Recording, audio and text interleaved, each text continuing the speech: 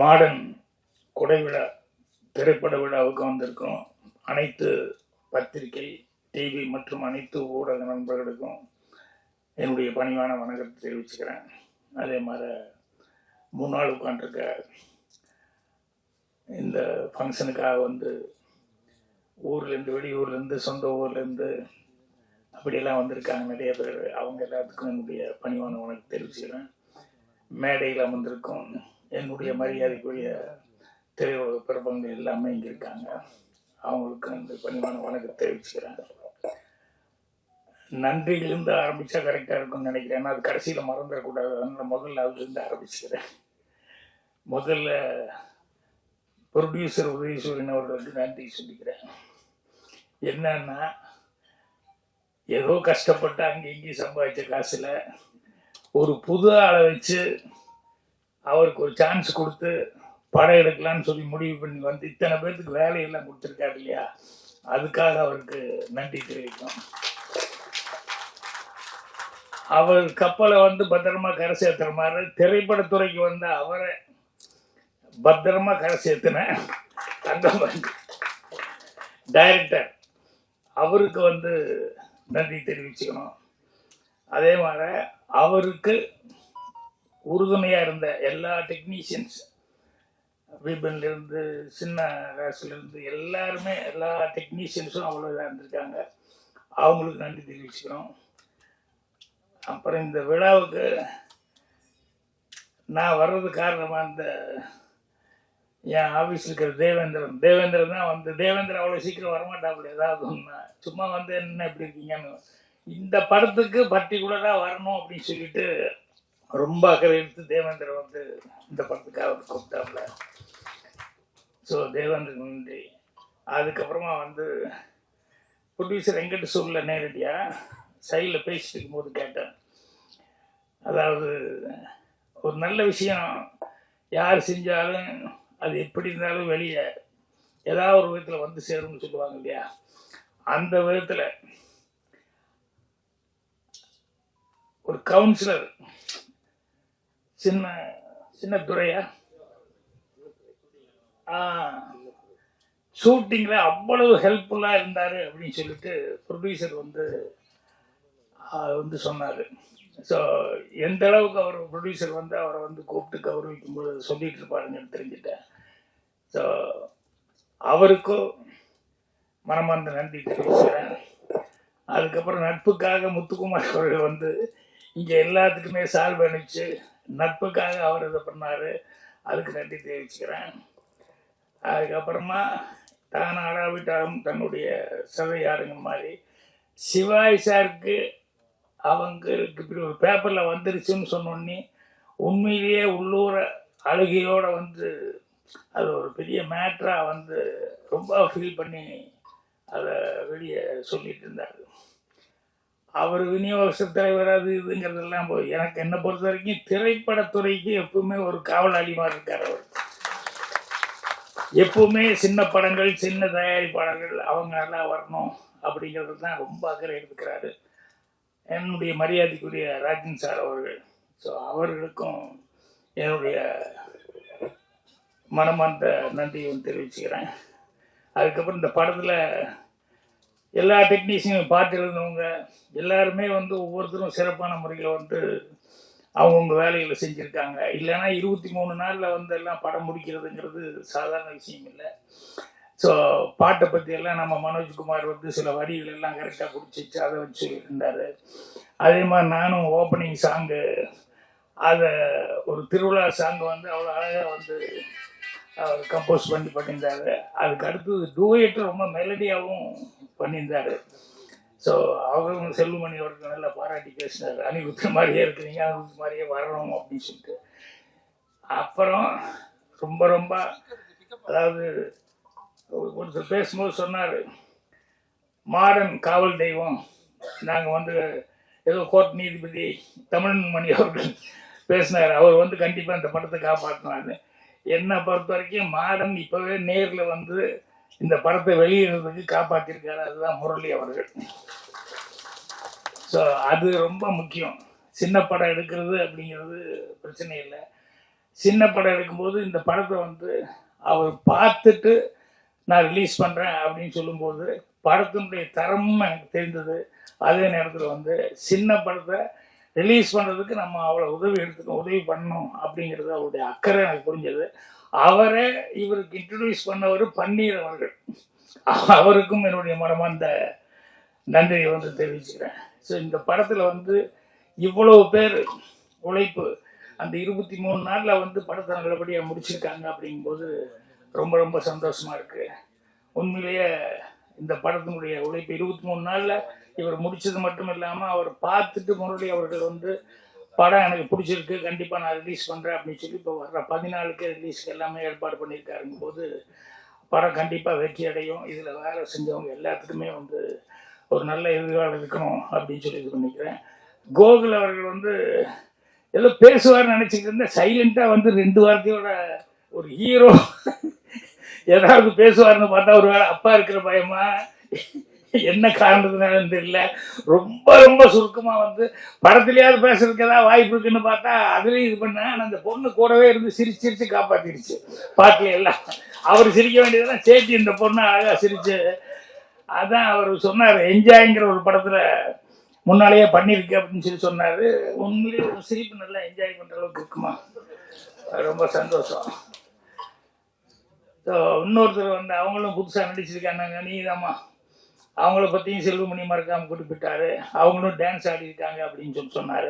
So எல்லாருமே இந்த படத்தில் வந்து ஒவ்வொருத்தரும் எல்லாருமே கஷ்டப்பட்டு வேலை பார்த்துருக்காங்க. ஸோ அதனால் கண்டிப்பாக படம் நல்லபடியாக சக்ஸஸ் ஆகும். அதுக்கு வந்து பத்திரிகை நண்பர்கள், ஊடக நண்பர்கள் வந்து கண்டிப்பாக இது பண்ணுவாங்க. என்னை பொறுத்த வரைக்கும் இப்போ நிறைய சின்ன படங்கள் அது இது எல்லாமே பார்த்துருந்தோம். சிறு தயாரிப்பாளர், சிறு முதலீடு அப்படின்னு. நான் ஒரு கிளாஸ் எடுக்கிறதுக்காக போயிருந்தேன். இந்த கிளாஸ் எடுக்க போனப்போ இந்த பசங்கள்லாம் உட்காந்துருந்தாங்க. அவங்ககிட்ட சொன்னேன், எப்பா லிவிங்ஸ்டன் அண்ணன், பாண்டியராஜன் தம்பி 2 பேருக்கு மிலிட்ரிக்கார ஒரு அப்பா. இந்த பாண்டியராஜன் வந்து ஒரு பொண்ணை லவ் பண்ணிட்டு இருக்கான். ஆனால் அவங்க அண்ணன் லிவிங்ஸ்டனுக்கு பொண்ணு பார்த்து நிச்சயம் பண்ண போகும்போது இவன் போகாம விட்டான். ஆனால் இவன் யாரை லவ் பண்ணான்னா அதைத்தான் லிவிங்ஸ்டனுக்கு அண்ணங்காரத்துக்கு வந்து ஃபிக்ஸ் பண்ணிட்டாங்க அப்படின்னா அடுத்த நாள் பாண்டியராஜன் தெரிஞ்சு நீ பதறி போயிட்டான். அந்த பொண்ணுக்கார திட்டுறா, நான் வந்து போலீஸ்காரன் பொண்ணுன்னா பையன்னு நீ தான் நினச்சேன், உனக்கு ஒரு அண்ணன் இருக்கான்னு எனக்கு தெரியாமல் போச்சே, போய் எதாவது பண்ணு அப்படின்னா அவன் லிவிங்ஸ்டன்ட்ட வந்து கேட்குறான், என்ன என்ன என்ன நேற்று நீ போய் பொண்ணு பாட்டு அழகாக இருக்கு, அம்சமாக இருந்தது, என்ன அழகு அம்சம் ஓகே, அது அந்த பொண்ணு அதான்டா உன் அண்ணி இல்லைண்ணே, நான் வந்து நீ அதான்டா அண்ணி, உனக்கு அண்ணி நம்ம வீட்டுக்கு தானே வரப்போகுது அப்படின்னு. இல்லைண்ணா நான் வந்து அந்த பொண்ணை இல்லை நான் லவ் பண்ணிட்டேன்னா மறந்துடு. என்னென்ன இப்படி ஆமாண்டாமான்னு நேற்று வரைக்கும் இருந்தாங்க மறந்துடு, இப்போ தான் நான் ஃபிக்ஸ் பண்ணிட்டு வந்தாச்சுல்ல அண்ணி அண்ணி. என்ன நாங்கள் ரொம்ப உயிருக்கு உயிராக லவ் பண்ணோம், ப்ளீஸ். அப்பா கூப்பிட்டு போனார், அப்பா வார்த்தையும் நம்ம கதை சொல்லிக்க மந்திரம் இல்லை, அப்பா கூப்பிட்டு போனார், மாத்துறாரு, மாற்றிட்டு ஒத்துக்கிட்டார். நான் நீ மறந்துட்டு வேறு வழியே இல்லை.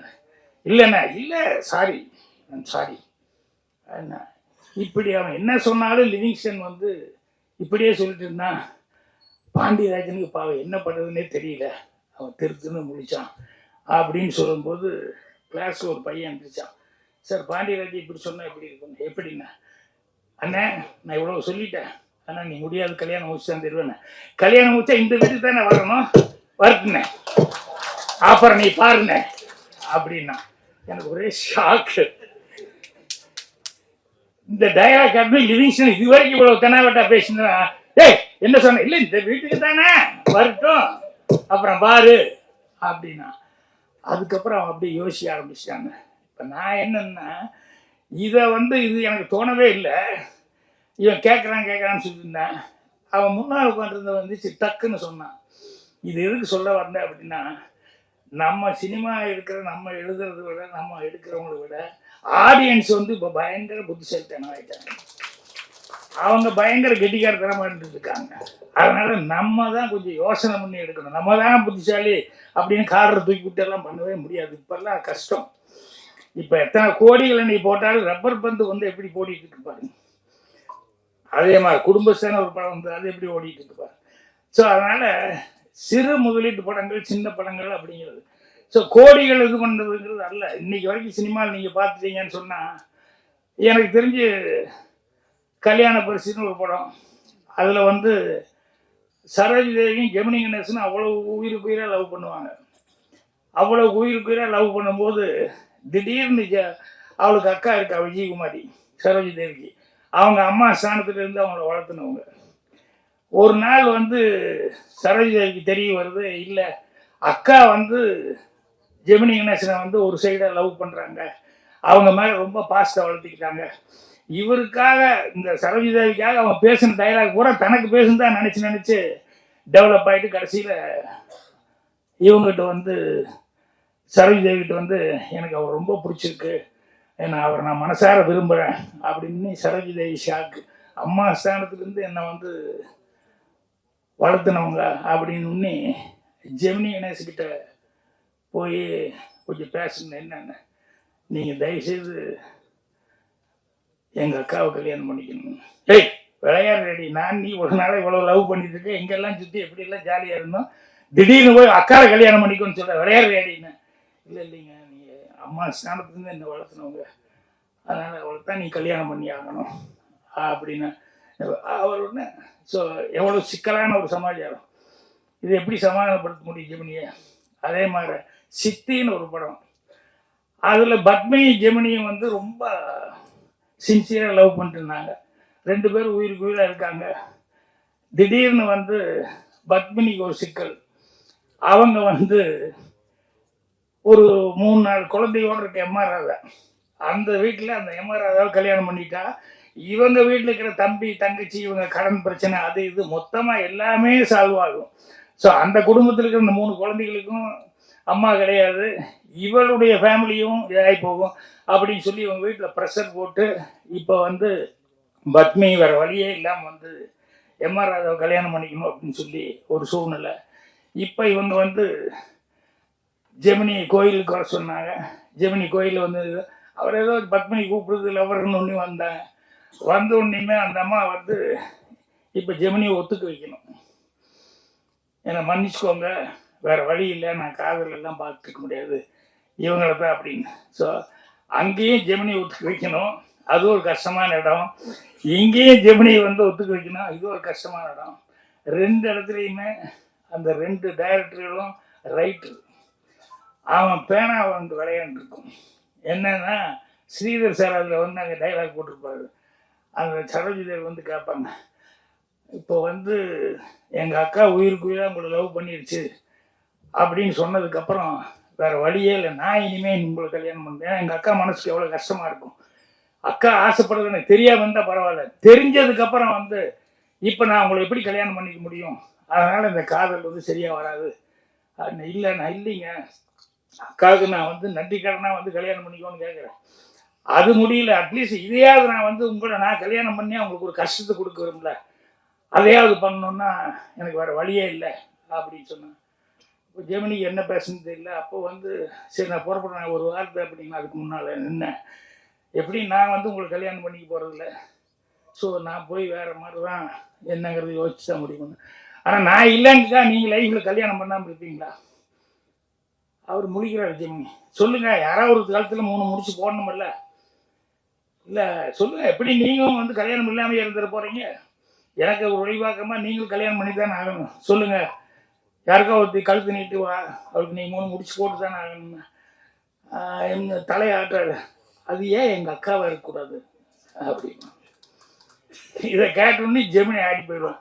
நான் உண்மையிலேயே லவ் பண்ணேன், என் மேலே உனக்கு பிரியம் இருக்குது அப்படின்னா என்னுடைய வேதனையை புரிஞ்சுக்கிட்டு என்னுடைய தியாகத்தை நீயும் பங்கெடுத்துக்கணும், அதனால் எனக்கா அவங்க அக்கா கல்யாணம் பண்ணிக்கோ அப்படின்னு. வேறு வழியே இல்லாமல் ஜெமினி வந்து விஜயகுமாரியை கல்யாணம் பண்ணிக்குவான். அதே மாதிரி இங்கே கோயிலுக்கு கூப்பிட்டு வந்தோடனே ஜெமினி கிட்ட பத்மினி கேட்பா, எங்கள் பாக்கெட்டில் எவ்வளோ இருக்குது, பாக்கெட்டில் இன்னும் சம்பளமே வரல, ரொம்ப கம்மியாக தான் இருக்குது. இல்லை எனக்கு ஒரு 1 லட்ச ரூபா தேவைப்படுது. லட்சமா? நான் வாங்குறதே 1000 2000 இவ்வளோதான் சம்பளம், என்ன திடீர்னு லட்சம்னு எங்கிட்ட கேட்குறேன். நீங்கள் எவ்வளோ நாள் டைம் கொடுத்தா நீங்கள் அந்த லட்சத்தை ரெடி பண்ணுங்க. வாழ்க்கை பூரா நான் கஷ்டப்பட்ட லட்சமெல்லாம் என்ன நான் வாங்குற சம்பளத்தை எப்போ ரெடி பண்ண முடியும்? முடியாது இல்லைங்க, முடியாது இல்லைங்க. இப்போ எனக்கு லட்சம் தேவைப்படுது. நான் உங்களை விட்டுட்டு வேற ஒருத்தர் கல்யாணம் பண்ணால் பல லட்சங்கள் எனக்கு வந்துடும். 2 குடும்பத்தையும் நான் காப்பாற்ற முடியும். என்ன சொல்கிறேன், இதான் உங்களால் எத்தனை நாள் ஆனாலும் முடியாதுன்னு சொல்லிட்டீங்கல்ல. பட் 2 குடும்பத்தை காப்பாற்றுக்கு நான் படித்தான் ஆகணும். அதனால் நான் மன்னிச்சுவேன். ஏன்னா நாளைக்கு வந்து எங்கிட்ட ஒரு வார்த்தை நீ கேட்டுருக்கலாமல்ல அப்படின்னு நீ கேட்டால் நான் குற்றவாளி ஆகிடுவேன். அதனால தான் உங்களை கேட்டேன். முடியல, சரி நான் மன்னிச்சுக்கோங்க, நான் போய் கல்யாணம் பண்ணிக்கிறேன். ஜெமினி திருன்னு முடிச்சு நிற்பான். என்னன்னா 2 இடமும் மிகப்பெரிய ஒரு பிரச்சனையான ஒரு இடம். அந்த 2 இடத்துலையும் எவ்வளோ கிளவராக வந்து பெண்கள் எவ்வளோ சாதகமாக பேசுகிறாங்க அப்படிங்கிறத வச்சு பண்ணியிருப்பாரு. ஆனால் எழுதுன ஆம்பளை தான், பேசுறது பொம்பளை இருந்தா கூட. ஏன்னா ஏன் டிபார்ட்மெண்ட் விட்டும் கொடுக்க முடியாத ஸ்ரீதர் கேஜி அவங்க எதுக்கு சொல்லாதுன்னா, அவங்க கோடிகள் எல்லாம் நம்பல, பிரம்மாண்டத்தை நம்பல, பேனாவை மட்டுமே நம்பினாங்க. அதுதான் அவங்க இன்னைக்கு வரைக்கும் நிலைச்சு நின்றுக்கிட்டு இருக்காங்க.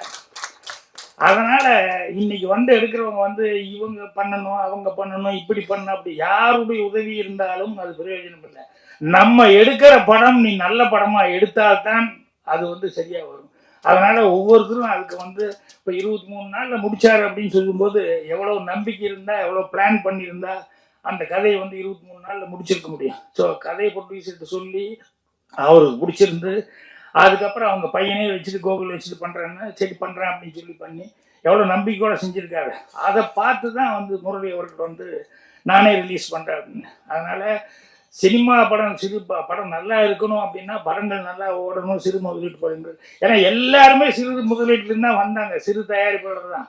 நான் வாங்கினது 500 ரூபா அட்வான்ஸ் தான் ஃபர்ஸ்ட் படத்துக்கு டைரக்ஷன் பண்ணுறதுக்கு. ஆனால் அந்த ப்ரொடியூசர் வந்து தொடர்ந்து 3 படம் 4 படம் அவனுக்கு எதுங்களா அவருக்கு தான் எடுத்து கொடுத்தேன். நான் நிறைய படம் ஞான படம் வரைக்கும் எல்லாருக்குமே அவருக்கு எடுத்து கொடுத்தேன். செல்லுமணி சொல்லுமா எனக்கு சிரிப்பாக இருந்தது, ப்ரொடியூசருக்கும் டைரக்டருக்கு எப்பவுமே கடைசியில் சண்டை வந்துடும், எனக்கு கூட வந்தது அப்படின்னாரு. அப்படி இல்லை, நான் வந்து வேலை பார்த்ததுல பெரிய சண்டைகள் எங்கேயுமே வரல.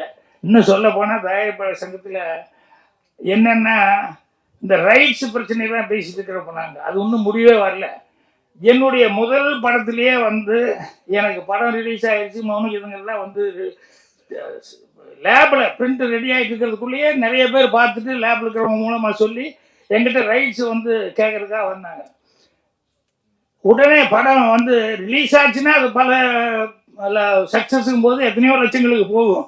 ஆனால் ப்ரொடியூசர் பாக்யராஜ் இப்போவே கேட்குறாங்க, இப்போவே கொடுத்துடலாம் பாக்யராஜ், இப்போவே கொடுத்துடலாம் பாக்யராஜ்னு பயந்துக்கிட்ட அவர். ஏன்னா படம் ரிலீஸுக்கு முன்னாடியே 2 லட்சம் வருது, 3 லட்சம் வருதுன்னா கண்ணுக்கு தெரிஞ்ச லாபம் இல்லையா அப்படின்னு சொல்லி கேட்டார். அப்போவே நான் வந்து அந்த அந்த ப்ரொடியூசருக்கு 50% அவருக்கு நான் கொடுத்தேன். ஏன்னா கதை எழுதுன்னு நான் தான், என்கிட்ட வந்து கேட்டாங்க. ஆனால் தயாரிப்பாளர் அவருக்கும் ஒரு 50% இருக்கணும், அவரும் மறுபடியும் படம் எடுக்கணும். படத்தில் வருதோ இல்லையோ அந்த 50% ரைட்ஸ் நம்ம வந்து அவருக்காக நமக்கு காசு கொடுத்து 500 ரூபா அட்வான்ஸ் கொடுத்தா அந்த படத்தையே எடுத்தோம். ஸோ அதனால் அவர் அன்னையிலேருந்து எல்லா ப்ரொடியூசரோடையும் நான் 50% ரைட்ஸு அப்படிங்கிற மாதிரி தான் இது பண்ணிட்டுருக்கேன். ஆனால் எங்களுக்குள்ள ஒரு சண்டை, என்ன ரைட்ஸே நீ கேட்கக்கூடாது, அவங்களோட ஒரு பிரச்சனை போயிட்டு இருக்கு. பட் பரவாயில்ல, செல்லுமணி சொன்ன மாதிரி ஸ்மூத்தாக பேசி எந்த பிரச்சனையுமே எல்லா ப்ராப்ளமுமே ஒரு சால்வேஷன் இல்லாமல் இருக்காது. கண்டிப்பாக வரும். இன்னைக்கு காலையில் கூட பேரரசு பேசும்போது சொல்கிறாப்புல, சார் நீங்கள் வந்து என்ன அந்த கார்டு வாங்கினையோ எங்களை முதல்ல மதிச்சா தானே கார்டு வாங்குறதுக்கு, எங்களை வந்து சம்பளமே பேசுறதுக்கு வந்து விடமாட்டேன்னா எப்படியா அப்படின்னு சொல்லி சொன்னால், இல்லை நான் பேசிட்டு ஒரு லெட்டர் போட சொல்கிறேன் அப்படின்னாரு. ஸோ அது ஒரு பக்கம் நல்லபடியாக நடக்கும். இப்போ நான் சொன்னது தான் ரொம்ப முக்கியம். என்னென்னா பேனாவை நம்பி கதையை நம்பி அதை ஒரு பொறுப்போடு செஞ்சோம் அப்படின்னு சொன்னோம்னா சின்ன முதலீடு கூட பெரிய, ஏன்னா எத்தனை கோடிகள் வந்து சம்பாதிச்சு கொடுக்குது. இன்னைக்கு அந்த பையன் ரங்கநாதன் கூட எடுத்தான் அந்த டிராகன்கிற ஒரு படம், இன்னொருத்தர் டைரக்டர், இவங்கெல்லாம் என்ன படத்தை வந்து அந்த கதையை வந்து நம்பினாங்க, அதுதான். அதனால் அதை நம்பணும் ஒழிய பிரம்மாண்டங்கள் அது இதுங்கிறதெல்லாம் வந்து எந்த காலத்துக்கும் சரியாக வராது. அதனால் சின்ன படங்கள் தான் பின்னால் பெரிய படங்களாகுது. இந்த படம் மிகப்பெரிய படமாக வந்து சக்ஸஸ் ஆகணும் அப்படின்னு சொல்லிட்டு இந்த ப்ரொடியூசர் நிறைய கப்பல்களை அவர் சொந்தமாக வாங்கி ஓட்டணும். அதுக்கு தங்கபாண்டி மாதிரி டைரக்டர்களும் இந்த டெக்னீஷியன்ஸ் எல்லாரும் உதவியாக இருக்கணும்னு சொல்லி என்னுடைய மனமார்ந்த வாழ்த்துக்களை தெரிவிச்சுக்கிறேன். நன்றி, வணக்கம்.